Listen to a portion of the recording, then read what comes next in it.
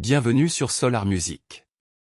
Cette vidéo va vous permettre de comprendre le principe de fonctionnement de la tablette musicale afin de vous en faciliter son utilisation.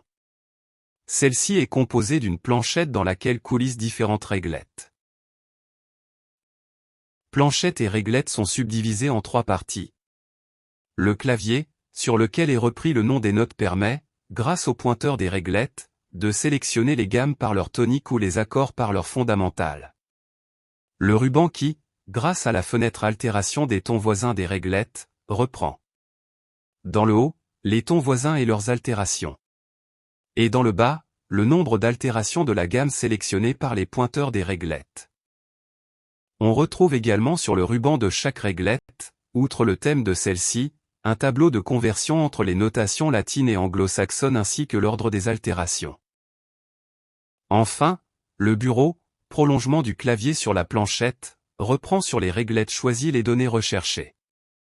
Ainsi, en musique tonale, la gamme diatonique de référence, Do majeur, utilise les touches blanches du clavier et sa tonique, degré 1 de la gamme, correspond à la touche Do du clavier. Cette même gamme est structurée par la répartition des tons et demi-tons, soit, un intervalle d'un ton entre chaque note sauf entre Mi et Fa, et Si et Do qui n'est que d'un demi-ton. Cette structure est donc exactement identique à la structure du clavier de piano et est immuable pour toutes les gammes majeures, quelle que soit sa tonique.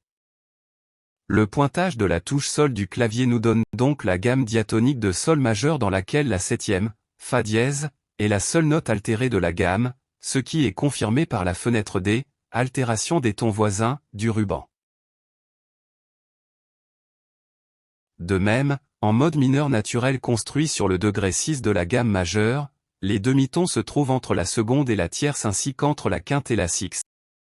Ayant, là, pour tonique, une tierce mineure et une quinte juste, définition de la gamme mineure, cette gamme est appelée gamme de la mineure.